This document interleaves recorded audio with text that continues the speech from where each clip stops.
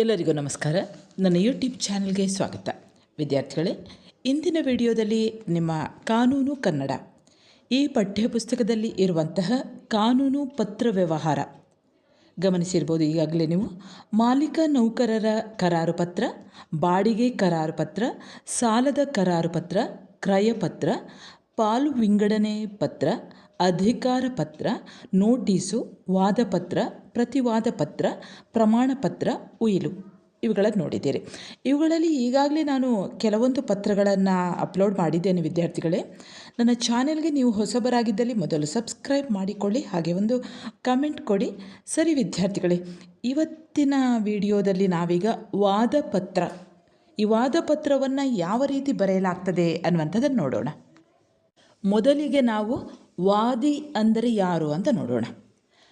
ದಾವೆಯನ್ನು ಹೂಡುವವನನ್ನು ವಾದಿ ಅಂತ ಕರೀತಾರೆ. ಯಾರ ವಿರುದ್ಧ ಅಥವಾ ಯಾರಿಂದ ಹಣ, ಆಸ್ತಿ ಅಥವಾ ಪರಿಹಾರ ಕೇಳಲಾಗಿದೆಯೋ ಅವನು ಪ್ರತಿವಾದಿ.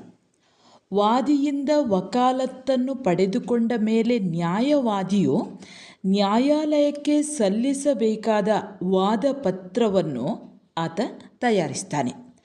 ಅದನ್ನು ಫಿರ್ಯಾದು ಅಥವಾ ದಾವಾ ಅರ್ಜಿ ಅಂತ ಕರೀತಾರೆ. ಅಂದರೆ ಯಾವುದೋ ಒಂದು ವಿಷಯ ಇರ್ಬೋದು, ಹಣ ಇರ್ಬೋದು, ಆಸ್ತಿ ಇರ್ಬೋದು, ಅಥವಾ ಯಾವುದೋ ಒಂದು ಪ್ರಕರಣದಲ್ಲಿ ಪರಿಹಾರವನ್ನು ಕೇಳುವಂಥದ್ದು. ಯಾರು ಪರಿಹಾರವನ್ನು ಕೇಳುತ್ತಾರೋ ಅಥವಾ ಯಾರಿಂದ ಯಾರಿಗೆ ಹಣ ಬರಬೇಕು ಅಂತ ಇರ್ತದೋ, ಅಥವಾ ಯಾರಿಂದ ಯಾರಿಗೆ ಭೂಮಿ ಅಥವಾ ಆಸ್ತಿ ಬರಬೇಕಾಗಿರ್ತದೋ, ಆತ ಯಾರು ಈ ದಾವೆಯನ್ನು ಹುಡ್ತಾನೆ ನೋಡಿ, ಅವನನ್ನು ವಾದಿ ಅಂತ ಹೇಳುವಂಥದ್ದು. ಹಾಗೆ ಯಾರಿಂದ ಆ ಹಣ ಅಥವಾ ಆಸ್ತಿ ಅಥವಾ ಪರಿಹಾರ ಬರಬೇಕಾಗಿದೆಯೋ ಅವನು ಪ್ರತಿವಾದಿ. ಈ ವಾದಿ ಮತ್ತು ಪ್ರತಿವಾದಿ ಅವರಿಬ್ಬರ ನಡುವೆ ಈ ಒಂದು ವಾದವನ್ನು ಹೂಡಬೇಕೀಗ. ಆ ವಾದಪತ್ರವನ್ನು ತಯಾರಿಸಬೇಕು. ವಾದಪತ್ರವನ್ನು ತಯಾರಿಸುವವನು ಯಾರು? ವಕೀಲ. ಅವನು ವಾದಪತ್ರವನ್ನು ತಯಾರಿಸ್ತಾನೆ. ಅದಕ್ಕೆ ಏನು ಹೇಳ್ತಾರೆ ಅಂದರೆ, ಆ ವಾದಪತ್ರವನ್ನು ತಯಾರಿಸ್ತಾನೆ, ಅದನ್ನು ಫಿರ್ಯಾದು ಅಥವಾ ದಾವಾ ಅರ್ಜಿ ಅಂತ ಕರೆಯುವಂಥದ್ದು. ಇನ್ನು ದಿವಾನಿ ಪ್ರಕ್ರಿಯಾ ಸಂಹಿತೆಯ ಆದೇಶ 7 ಪ್ರಕಾರ ವಾದಪತ್ರವನ್ನು ಹೂಡಲು ಬಯಸುವ ವಾದಿಯು ಕೆಲವೊಂದು ವಿವರಗಳ ಜೊತೆಗೆ ತನ್ನ ವಾದಪತ್ರವನ್ನು ಅಧಿಕಾರ ವ್ಯಾಪ್ತಿಯುಳ್ಳ ನ್ಯಾಯಾಲಯದ ಮುಂದೆ ಆತ ಮಂಡಿಸಬೇಕು. ಅದರಲ್ಲಿ ಒಟ್ಟಿಗೆ 6 ಪಾಯಿಂಟ್ ಇರ್ತದೆ ನೋಡ್ಕೊಳ್ಳಿ, ಆ ವಿವರಣೆ ಇರ್ತದೆ. 1ನೇದನ್ನು ನೋಡ್ಕೊಳ್ಳಿ. ಈಗ ಯಾವ ನ್ಯಾಯಾಲಯದ ಮುಂದೆ ವಾದಿಯು ತನ್ನ ದಾವೆಯನ್ನು ಹೂಡ ಬಯಸುತ್ತಾನೋ ಆ ನ್ಯಾಯಾಲಯದ ಹೆಸರು ಆ ವಾದಪತ್ರದಲ್ಲಿ ಇರಬೇಕು. ಇನ್ನು 2ನೇದಾಗಿ ವಾದಿಯ ಹೆಸರು, ವಯಸ್ಸು, ಉದ್ಯೋಗ ವಿವರ ಮತ್ತು ವಾಸಸ್ಥಳ ಇವುಗಳ ಆತನ ಹೆಸರು ಇರಬೇಕು, ವಯಸ್ಸಿರಬೇಕು, ಉದ್ಯೋಗ ಇರಬೇಕು, ಒಟ್ಟು ಅವನ ವಿವರ ಇರಬೇಕು ಮತ್ತು ಆತ ಎಲ್ಲಿ ವಾಸ ಮಾಡ್ತಾ ಇದ್ದಾನೆ ಅನ್ನುವಂಥ ಅಂದರೆ ವಿಳಾಸ ಇರಬೇಕು. ಇನ್ನು 3ನೇದಾಗಿ ಪ್ರತಿವಾದಿ, ಆ ಪ್ರತಿವಾದಿಯ ಹೆಸರು, ವಯಸ್ಸು, ಉದ್ಯೋಗ ವಿವರ ಮತ್ತು ವಾಸಸ್ಥಳ.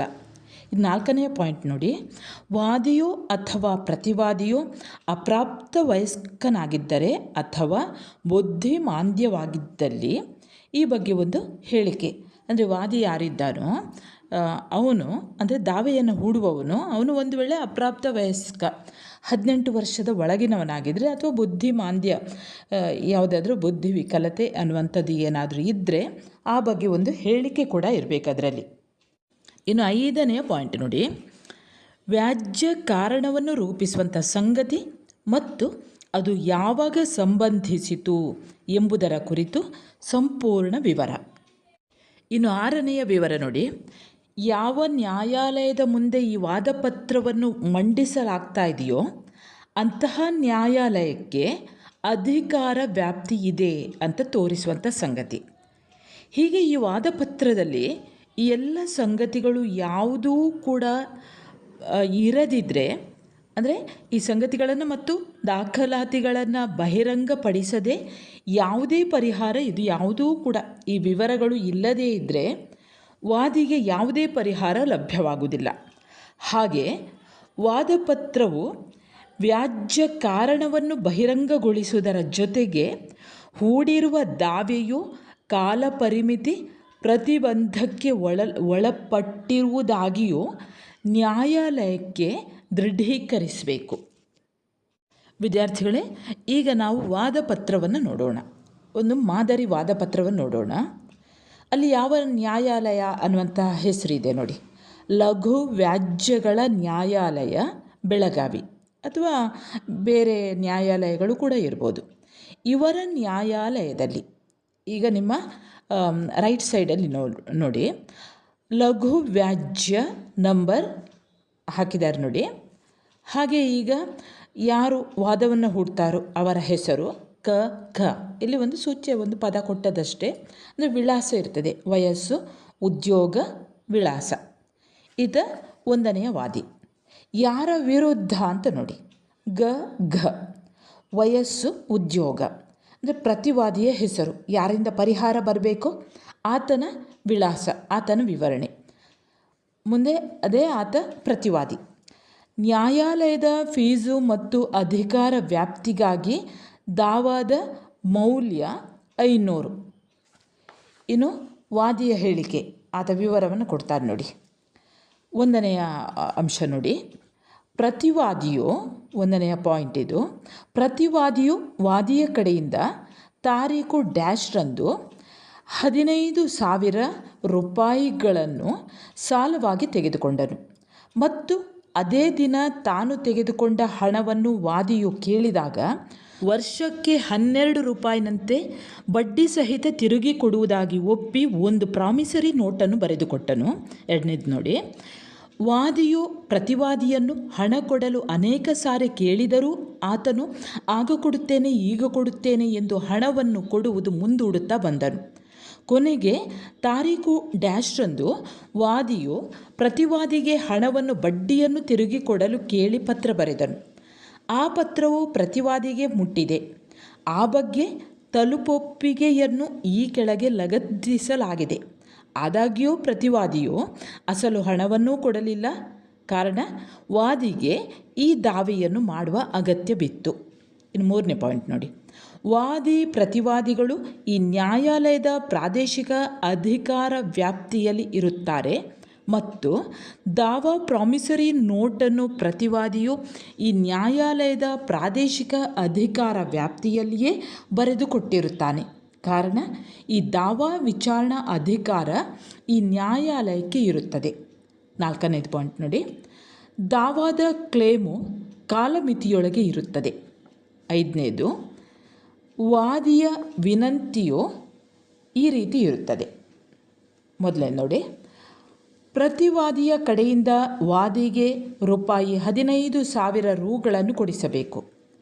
ಎರಡನೇದು, ಡ್ಯಾಶ್ ರೂಗಳ ಬಡ್ಡಿ ಹಣವನ್ನು ಪ್ರತಿವಾದಿಯ ಕಡೆಯಿಂದ ವಾದಿಗೆ ಕೊಡಿಸಬೇಕು. ಮೂರನೇದು, ಪ್ರತಿವಾದಿಯ ಕಡೆಯಿಂದ ವಾದಿಗೆ ಈ ದಾವಾದ ನ್ಯಾಯಾಲಯದ ಖರ್ಚನ್ನು ಕೊಡಿಸಬೇಕು. ಕೊನೆಯದು, ನ್ಯಾಯಾಲಯಕ್ಕೆ ಯೋಗ್ಯ ಕಂಡ ಇತರ ಪರಿಹಾರಗಳನ್ನು ಕೊಡಿಸಬೇಕು. ಈ ಪ್ರಕಾರ ಡಿಕ್ರಿ ಆಗಬೇಕು.